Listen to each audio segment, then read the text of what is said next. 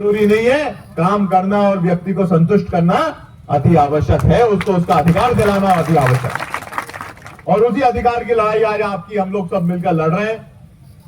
कोई बहुत बड़ी बात नहीं है सरकार, और कोई बहुत बड़ा एहसान सरकार नहीं कर रही। हमारा अधिकार हम मांग रहे हैं, और अधिकार हम अगर आप प्रेम से नहीं दोगे तो हम लड़ के रहेंगे और लड़ेंगे, और उस समय तक लड़ेंगे जब तक कि हमें अपना अधिकार मिल नहीं जाता। पर इसके लिए आपको भी संगठित होना पड़ेगा। आप लोगों में भी फूट पैदा करने की प्रयास की जाएगी।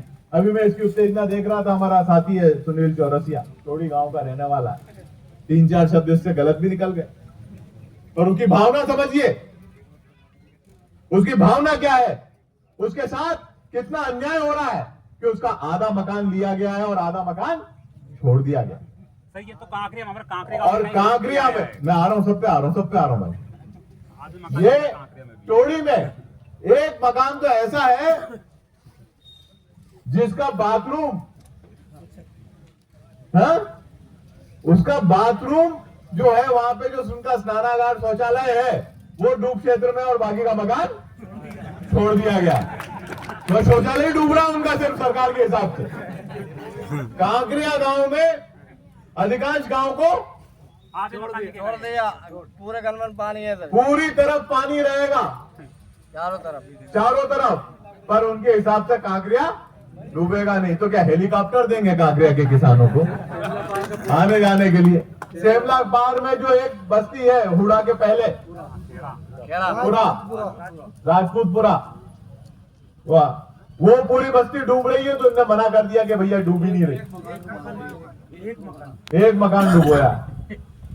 तो बात सारी ये है साथियों कि आपका सर्वे है कैसा, और क्या कांकरिया के लोगों को अगर राजगढ़ के कलेक्टर साहब अभी कह देंगे कि हम हेलीकॉप्टर उपलब्ध कराएंगे आने जाने के लिए, और हेलीपैड भी बनाएंगे, वहां एयरपोर्ट बनाएंगे कांकरिया में, बताइए आप नैसर्गिक न्याय के खिलाफ काम कर रहे हैं, नेचुरल जस्टिस के खिलाफ काम कर रहे हैं। आप लोग न्याय संगत कार्रवाई नहीं कर रहे हैं, और आप ये कहते हैं जब भी हमारे किसान मिलते हैं आप कोर्ट जाइए। अरे भाई कोर्ट तो बनी है अपनी जगह, आप काहे के लिए बने हैं? आप प्रशासनिक अधिकारी किस लिए हैं? आप राजगढ़ के कलेक्टर क्यों हैं? आप यहाँ पर आपके भी नीचे ये जितने भी ENC, ये क्यों तनख्वाह ले रहे हैं? आपके SDO ये काहे को तनख्वाह ले रहे हैं? शासकीय काम क्यों कर रहे हैं? अगर ये सक्षम नहीं है लोगों को न्याय दिलाने में, उनका काम करने में, हर काम के न्यायालय में जाके होगा। हमारी लड़ाई न्यायालय की नहीं, हमारी लड़ाई तो जमीन के लिए लड़ाई है, और जमीन की लड़ाई कहां लड़ी जाएगी?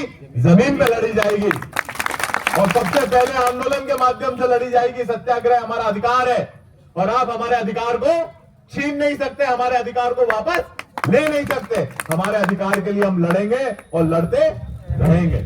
और मैं तो आह्वान करता हूं आप सब किसान भाई एकजुट हो जाएं, एक गुना में मकसूदगढ़ या कोई भी एक जगह तय कर ले, वहां से एक पूरी पदयात्रा लेके आए। हम लोग यहाँ चुटालिया में इकट्ठे हो जाएंगे, हम चुटालिया से चलेंगे सब, पूरी एक पदयात्रा लेकर। पूरी कांग्रेस का परिवार आपके साथ चलेगा, एक एक कांग्रेस का कार्यकर्ता, एक एक कांग्रेस का पदाधिकारी आपके साथ खड़ा रहेगा और आपकी लड़ाई लड़ेगा, ये मैं आपको विश्वास दिलाता हूं। और तो बिल्कुल तारीख आप तय कर दो, एक एक व्यक्ति उपस्थित रहेगा और घर वापस नहीं जाएगा। क्यों रामचंद्र जी? एक भी व्यक्ति चंद्र सिंह जी घर वापस नहीं जाएगा। हम सब कांग्रेस परिवार के साथ जिंदाबाद, और एक साथ खड़े होकर लड़ाई लड़ेंगे जब तक ये गूंगी बहरी सरकार, ये ऐसी सरकार जो लोगों के का शोषण करती है, लोग लुभावने वादे करती है। कभी आप कह रहे हो वोट के लिए तो आप कुछ भी करने के लिए तैयार रहते हो, बोलते हो 1000 डाल देंगे, फिर बोलते हो 1500 डाल देंगे, आप बोल रहे हो 3000 डाल देंगे लाडली बहना। अभी उत्तर प्रदेश में 20-20 हजार रुपया वोट के लिए डाल रहे हो।